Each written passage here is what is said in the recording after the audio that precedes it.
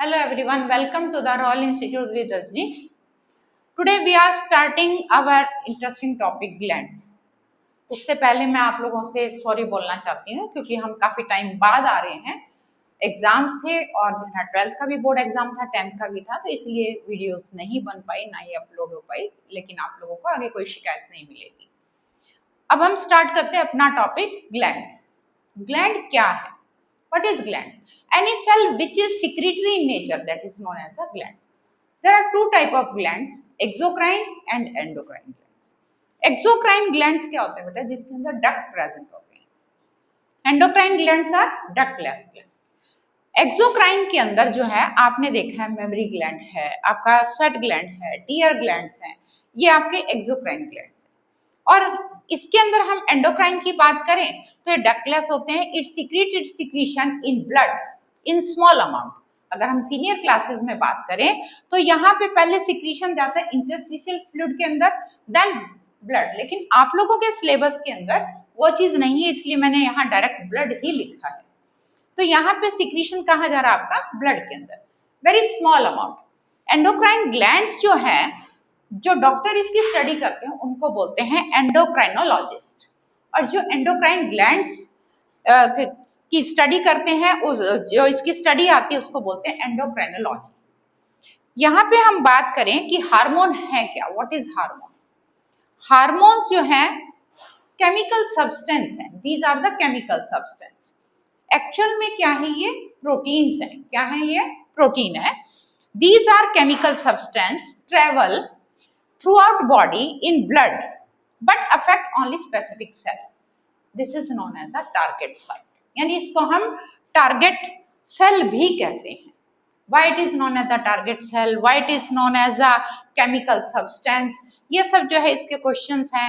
Endocrine glands की बात करें तो अब हम स्टार्ट करेंगे एंडोक्राइन ग्लैंड्स के बारे में। आपके ग्लैंड्स कहाँ से स्टार्ट है? पीनियल ग्लैंड है, हाइपोथैलेमस है, आपका जो है थायराइड है, उसके बाद आपका थाइमस है। धीरे धीरे हम एक एक करके जो है सबके बारे में जो है डिस्कस करेंगे। तब तक के लिए आप लोग इसको नोट डाउन कीजिए।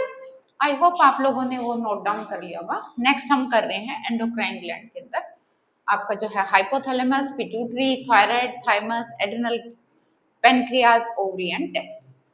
इसके बारे में आपको मैं बता देती हूँ। कुछ आपके हैं एंडोक्राइन, कुछ आपके हैं एक्सोक्राइन, लेकिन आपने देखा है कुछ दोनों ही होते हैं, एक्सोक्राइन भी होते हैं और एंडोक्राइन भी होते हैं। उनको हम बोलते हैं हेट्रोक्राइन। हेट्रोक्राइन हमारे पास सिर्फ 3 है। 3 कौन कौन से हैं? आपका टेस्टिस है, ओवरी है और पेनक्रियास है। क्योंकि पेनक्रियास एंडोक्राइन कब कहलाता है? जब वो इंसुलिन रिलीज करता है। इंसुलिन क्या है? आपका हार्मोन। जब वो पेनक्रियाटिक जूस रिलीज करता है तब वो एक्सोक्राइन कहलाता है। इसी टाइप से ठीक आपका जो है ओवरी जब एस्ट्रोजन और प्रोजेस्टेरोन रिलीज करता है तब कहलाता है एंडोक्राइन, और जब ये ओवर रिलीज करता है तब कहलाता है एक्सोक्राइन। सेम इसी टाइप से आपका जो है मेल के अंदर टेस्टिस जो है वो क्या रिलीज कर रहा है? स्पर्म, तब ये आपका एक्सोक्राइन है, और टेस्टोस्टेरोन जब रिलीज करता है तब ये एंडोक्राइन है। आगे फिर भी हम इसका डिटेल में करेंगे। अब हम स्टार्ट करते हैं आपका हाइपोथैलेमस से।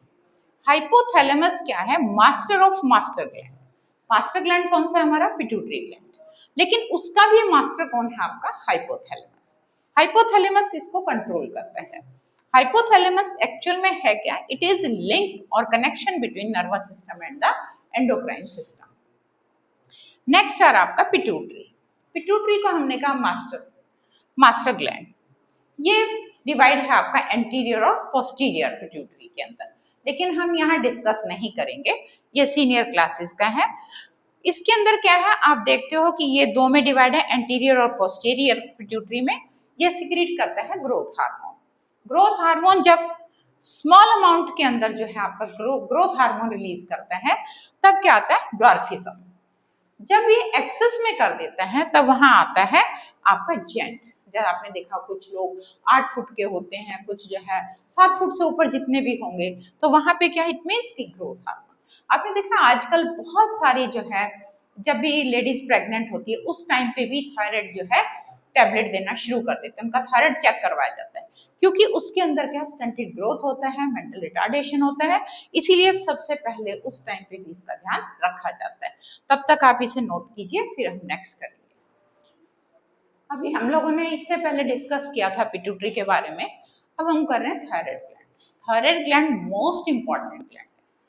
अगर ये डिस्टर्ब हो जाता है ना तो आप ये देखो कि आपका मेटाबॉलिज्म सारा डिस्टर्ब है, प्रोटीन का मेटाबॉलिज्म, कार्बोहाइड्रेट का मेटाबॉलिज्म और फैट का। ये बीएमआर को जो है मेंटेन करता है। थायराइड ग्लैंड जो है, इसकी लोकेशन की बात करें, attach to the windpipe. Thyroid gland कैसा है? हाईली वेस्कुलराइज्ड है। इट मींस कि rich supply of blood. Thyroid gland एक ऐसा ग्लैंड है जिसके अंदर इसके सीक्रेटरी प्रोडक्ट है लार्ज अमाउंट के अंदर स्टोर होते हैं। थायराइड ग्लैंड जो है, अभी हमने डिस्कस किया कि थायराइड ग्लैंड किस चीज में हेल्प करता है? मेटाबॉलिज्म में। थायराइड ग्लैंड सिक्रीट कर रहा है थायरॉक्सिन, और थायरॉक्सिन को सिक्रीट करवाने के लिए किसकी जरूरत होती है? हमारी iodine. It mean iodine is necessary for production of the thyroxine. और थायरॉक्सिन किस में हेल्प करेगा? मेटाबॉलिज्म में। मेटाबॉलिज्म किसका है? फैट का है, प्रोटीन का और कार्बोहाइड्रेट का है। तो इसलिए हम देखते हैं कि हमारे लिए आयोडीन कितना जरूरी है। तो हम देखते हैं यहाँ पे ग्रोथ हार्मोन भी जो है वो किसकी प्रेजेंस में काम करता है? बेस्ट आपका काम करता है थायरॉक्सिन की प्रेजेंस के अंदर। Iodine is necessary for making thyroxine. अगर इसकी डेफिशिएंसी होती है तो ग्वाइटर हो जाता है। आपने देखा है एनलार्जमेंट, घेंगा जिसको बोलते हैं, एनलार्जमेंट ऑफ द ग्वाइटर, आपका थायराइड ग्लैंड।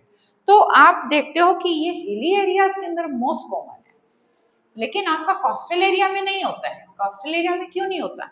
क्योंकि आप देखते हो वहाँ लोग फिश खाते हैं, आपका सी वाटर प्रेजेंट है, तो वहाँ आयोडीन की कोई डेफिशिएंसी होती नहीं। तो हिली एरियाज के अंदर आयोडीन की डेफिशिएंसी है, इसलिए मैक्सिमम हिली एरियाज वालों को कई जगह आप देखते हो ग्वाइटर की प्रॉब्लम मिलती है। Deficiency of this hormone during the foetal development, infancy और चाइल्डहुड, उस टाइम में ये क्या करता है? अगर इसकी डेफिशिएंसी हो जाती है तो क्या है? Severe mental retardation and stunted growth जो है होता है। तो आपको यहाँ से समझ आ गया होगा कि थायराइड कितना इंपॉर्टेंट है। आप लोगों को अपनी हेल्थ का भी ध्यान रखना है, ठीक है। अब इससे आगे हम नेक्स्ट करेंगे आपका थाइमस।